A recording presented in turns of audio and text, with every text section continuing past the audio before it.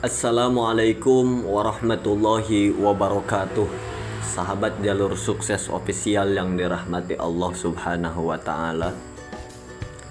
Pernahkah kita merasa bahwa rezeki terasa sangat sempit? Usaha sudah maksimal, doa sudah dipanjatkan, tetapi hasilnya seperti jalan buntu. Jika pernah, maka jangan menyerah.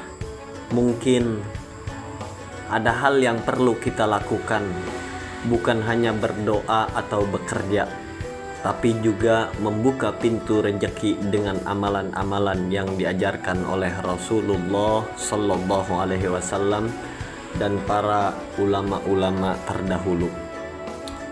Untuk itu, marilah kita simak dan hayati bersama amalan-amalan penarik rezeki yang dapat membuka jalan kita menuju kehidupan yang lebih lapang, lebih berkah, dan lebih dekat dengan Allah Subhanahu wa Ta'ala. Rezeki bukan hanya harta, rezeki juga kesehatan, waktu luang, sahabat yang baik, keluarga yang mencintai kita, ilmu yang bermanfaat, dan hati yang tenang. Allah berfirman dalam surat Hud ayat 6, dan tidak ada satu makhluk melata pun di bumi melainkan Allah memberi rezekinya. Artinya, rezeki sudah dijamin oleh Allah, tapi cara kita menjemput rezeki adalah ibadah. Dan amalan yang kita lakukan akan menentukan seberapa berkah dan lapangnya rezeki datang kepada kita. Amalan apapun, termasuk amalan dalam mencari rezeki, harus dimulai dari niat yang benar. Rasulullah Sallallahu Alaihi Wasallam bersabda, sesungguhnya baik dan buruknya amal itu tergantung pada niatnya. Niatkan mencari rezeki untuk menafkahi keluarga, berbagi dengan sesama, dan agar semakin dekat kepada Allah. Jangan niat hanya untuk pamer atau memperkaya diri semata. Jangan niatkan untuk sombong dan berlomba-lomba dalam hal punya dunia, punya harta. Allah Subhanahu wa Ta'ala berfirman dalam Al-Quran surat Nuh ayat 10-12 yang artinya, maka aku katakan kepada mereka, mohonlah ampun kepada Tuhanmu, sesungguhnya Dia adalah Maha Pengampun. Niscaya Dia akan mengirimkan hujan kepadamu dengan lebat dan membanyakkan harta dan anak-anakmu, dan mengadakan untukmu kebun-kebun yang di dalamnya terdapat sungai-sungai. Istighfar jalan pembuka rezeki. Cobalah amalkan istighfar minimal 100 kali dalam satu hari. Lafadznya, astaghfirullahaladzim wa atubu ilaih. Astaghfirullahaladzim wa atubu ilaih. Astaghfirullahaladzim wa atubu ilaih. Atau ada juga astaghfirullahaladzim alladzi la ilaha illa huwal hayyul qayyum wa atubu ilaih. Astaghfirullahaladzim alladzi la ilaha illa huwal hayyul qayyum wa atubu ilaih. Bacalah dengan hati yang penuh kesadaran akan dosa-dosa yang telah kita lakukan dan harapan untuk pengampunan. Yang selanjutnya yaitu sholat duha. Rasulullah Sallallahu Alaihi Wasallam bersabda, pada tiap-tiap pagi setiap sendi dari tubuh kalian harus dikeluarkan sedekahnya, dan 2 rakaat sholat duha dapat menggantikan itu semua. Hadis riwayat Muslim. Dalam riwayat lain ada hadis Rasulullah bersabda, barang siapa yang menjaga sholat duha, maka akan dicukupi kebutuhannya oleh Allah. Hadis riwayat Ahmad. Sholat duha adalah magnet rezeki. Waktunya yaitu mulai 15 menit setelah matahari terbit sampai sebelum masuk duhur. Cukup 2 rakaat, tapi lebih utama 4 atau 8 rakaat jika mampu. Yang kelima, amalan ketiga yaitu silaturahmi. Nabi Muhammad SAW bersabda, barang siapa yang ingin diluaskan rezekinya dan dipanjangkan umurnya, maka hendaklah ia menyambung tali silaturahmi.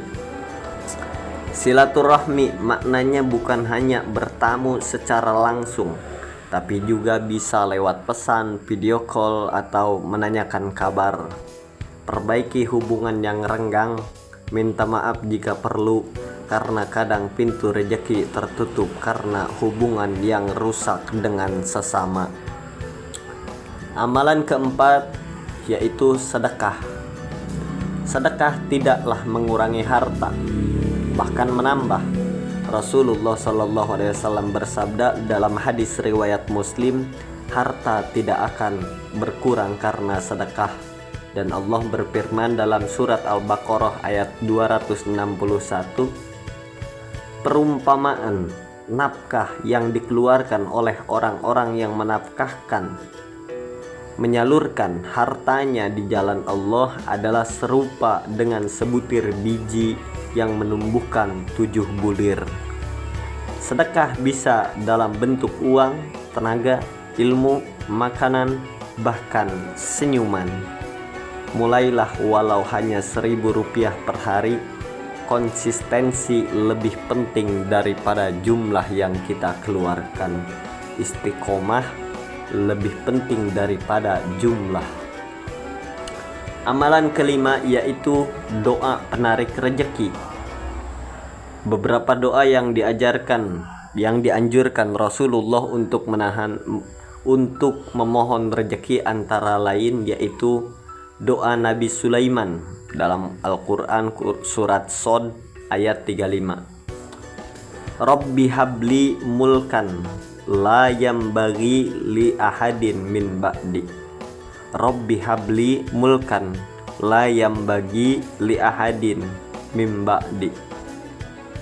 Artinya, ya Tuhanku, berilah aku kerajaan yang tidak dimiliki siapapun sesudahku. Itu doa Nabi Sulaiman. Yang kedua, doa rezeki dari langit dan bumi. Allahumma inni as'aluka rizqan thayyiban wa ilman nafi'an wa amalan mutaqabbalan. Allahumma inni as'aluka rizqan thayyiban wa ilman nafi'an wa amalan mutaqabbalan. Yang ketiga, doa pagi hari yang diajarkan Rasulullah SAW. Allahumma inni as'aluka ilman nafi'an wa rizqan thayyiban wa amalan mutaqabbalan. Allahumma inni as'aluka ilman nafi'an wa rizqan thayyiban wa amalan mutaqabbala. Ucapkan doa yang 3 tadi tersebut dengan yakin, karena ad-du'a'u silahul mu'minin. Doa adalah senjata orang-orang yang beriman. Amalan keenam yaitu tawakal dan sabar. Tawakal bukan berarti pasrah, tapi berusaha bersungguh-sungguh lalu menyerahkan hasilnya kepada Allah. Rasulullah SAW bersabda, seandainya kalian bertawakal kepada Allah dengan sebenar-benarnya tawakal, niscaya kalian akan diberi rezeki sebagaimana burung diberi rezeki. Pagi hari dalam keadaan lapar dan pulang petang dalam keadaan kenyang. Tawakal itu aktif seperti burung, ia terbang pagi hari mencari, bukan berdiam diri. Bagian ke-9 yaitu kisah nyata inspirasi dari kehidupan. Ada seorang pedagang kecil di pinggir jalan. Dagangannya tak seberapa, tapi setiap pagi ia membaca istighfar 100 kali, sholat duha, dan selalu sedekah walaupun 1.000 rupiah. Lambat laun usahanya berkembang. Kini ia punya toko sendiri. Saat ditanya rahasianya, ia hanya tersenyum dan berkata, "Saya cuma melakukan apa yang Rasul ajarkan." Yang selanjutnya yaitu rezeki bukan soal seberapa banyak yang kita dapat, tapi seberapa berkah dan cukupnya untuk hidup kita. Jangan fokus pada hasil, tapi perhatikan juga caranya. Jangan hanya berharap datangnya rezeki, tapi jadilah pribadi yang pantas untuk menerima limpahan rezeki. Mulailah dari hari ini, yaitu istighfar setiap pagi, kemudian sholat duha minimal 2 rakaat, sedekah walaupun sedikit, perkuat tali silaturahmi, berdoa dengan penuh harapan, dan tawakal dengan sungguh-sungguh. Semoga Allah melapangkan rezeki kita, memberkahi usaha kita, menenangkan hati kita, dan menjadikan kita orang yang bersyukur dalam lapang maupun sempit. Amin ya rabbal alamin. Wassalamualaikum warahmatullahi wabarakatuh.